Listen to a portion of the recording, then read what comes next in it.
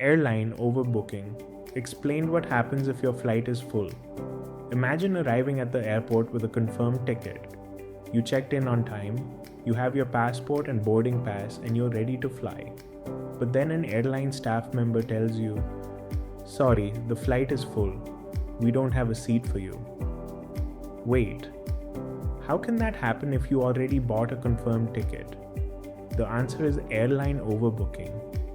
Today we'll explain why airlines overbook flights, what happens when everyone actually shows up, and what you should do if you're denied boarding. What is overbooking? Airline overbooking means an airline sells more tickets than the number of seats available on a flight. Why? Because historically, some passengers don't show up for their flights. These passengers may cancel, miss the flight, change their plans, or simply fail to travel. So airlines use historical data to estimate how many passengers are likely to be absent. For example, imagine an aircraft has 180 seats. The airline might sell more than 180 tickets because it expects that some passengers won't show up. But here's the problem. If everyone arrives, there may not be enough seats. And that's when overbooking can become a real issue. What happens if everyone shows up? Let's say the flight has 180 seats, but 185 passengers arrive with confirmed reservations. The airline now has 5 more passengers than available seats.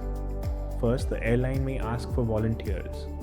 They might say, "Would anyone be willing to take a later flight?"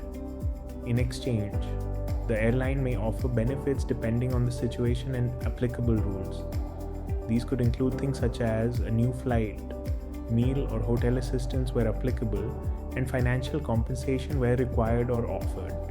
But what if nobody volunteers? The airline may then have to decide which passengers cannot board. This is known as involuntary denied boarding. Who gets denied boarding? This is where things become complicated. Airlines have their own procedures for dealing with oversold flights.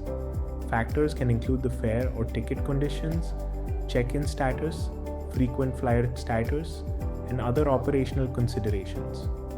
However, the exact rules can vary by airline and by country. That's why you should never assume that every passenger will be treated exactly the same way.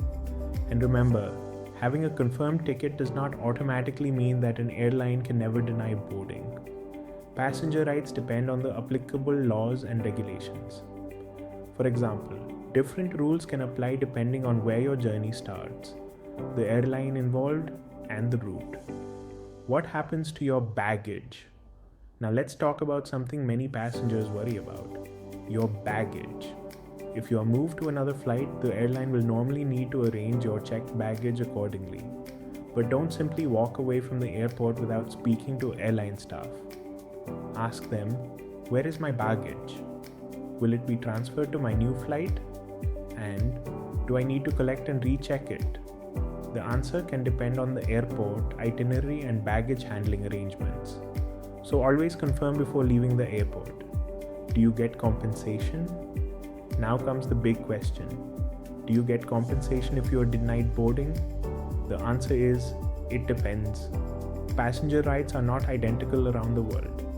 Some countries and regions have specific passenger protection rules covering denied boarding. In other situations, the airline's conditions of carriage and applicable local regulations determine what assistance or compensation may apply. You may also have different rights if you volunteer to give up your seat compared with being involuntarily denied boarding. So if this happens to you, don't rely only on what another passenger tells you.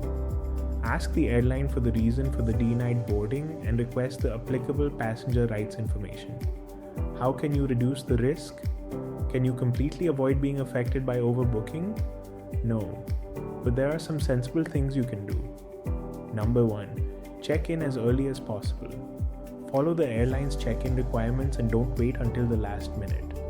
Number 2, arrive at the airport on time. Missing check-in deadlines can create additional problems. Number 3, keep your booking confirmed and documents ready. Have your passport, visa or entry documents, and boarding information available. Number 4, if you're traveling on a tight connection, know your options. If you are moved to another flight, a delay could affect the rest of your itinerary. And finally, if you're traveling for something extremely important, such as a business meeting, wedding, exam, or cruise departure, consider giving yourself enough schedule flexibility. What to do if you are denied boarding? So you're at the gate, and the airline tells you that you cannot board. What should you do? First, stay calm. Second, ask the airline to explain exactly why you are being denied boarding. Third, ask what alternative flight they can provide. Fourth, ask whether you are entitled to meals, accommodation, transportation, or compensation under the applicable rules. And fifth, keep your documents. Save your boarding pass, booking confirmation, receipts, and any communication from the airline. If you have to pay for reasonable expenses yourself, keep the receipts and ask the airline what can be reimbursed. Important reminder. One important thing to remember, overbooking rules are not the same everywhere. Your rights can depend on the airline, the country, the departure airport, the destination, and the circumstances of the denied boarding. So before making a claim or accepting an alternative arrangement, check the applicable passenger rights rules. And if you're booking through a travel agency, your travel agent may also be able to help you communicate with the airline. So the next time you hear that an airline has overbooked a flight, you'll know exactly what it means. A confirmed ticket doesn't always mean a completely risk-free journey. Stay informed, arrive on time, keep your documents, and know your passenger rights. If you found this video useful, like, share, and subscribe to the Global Travel Desk for more practical international travel tips. Travel smart. Travel prepared.